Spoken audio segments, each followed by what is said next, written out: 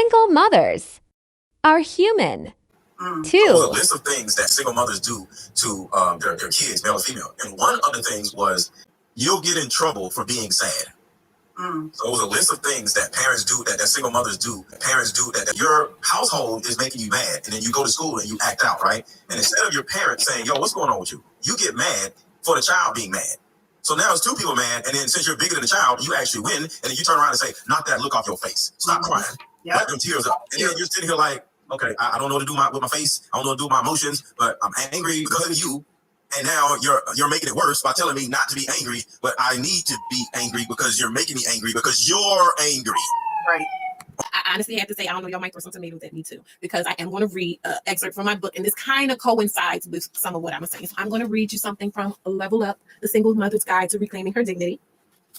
So it says, if you do not proactively deal with the negative feelings you harbor about the harsher realities of your situation, they will manifest in the form of mood swings, risky and or overindulgent behavior, and an unhealthy to the point of obsessive need to try and control people in situations that aren't, never were, and never will be in your control.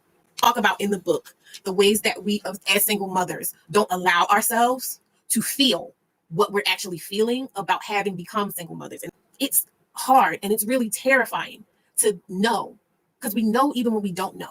Even before I found out explicitly how these men were thinking about me, and I knew on some level that people were looking at me a certain way and making assumptions about me.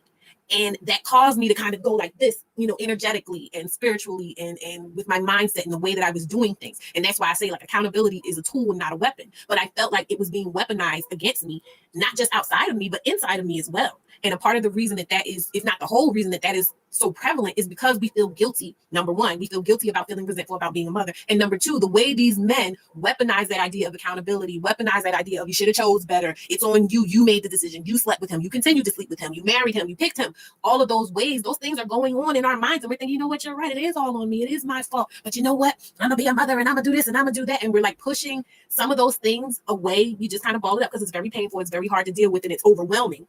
And we don't really go in, take the time, unpack it, lay it all out and go, okay, what's true?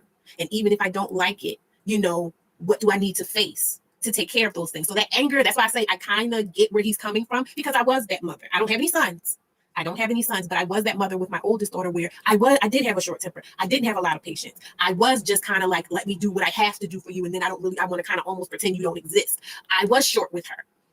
And I was resentful about feeling like I had to do all of these things with her or for her.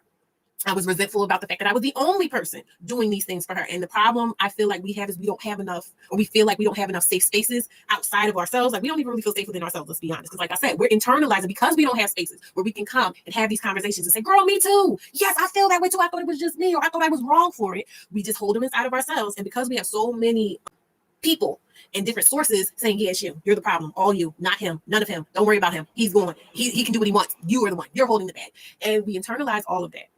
And so we never really get that chance to do what it is we need to do to get to that even kill space of being able to say, you know what, baby, one, I'm sorry. I was dealing with my stuff and that wasn't for you. And I'm really sorry about that. And then two, what's going on with you? What do you need? How can I help? And go and serve from that full cup, because motherhood is a ministry. It really, truly is.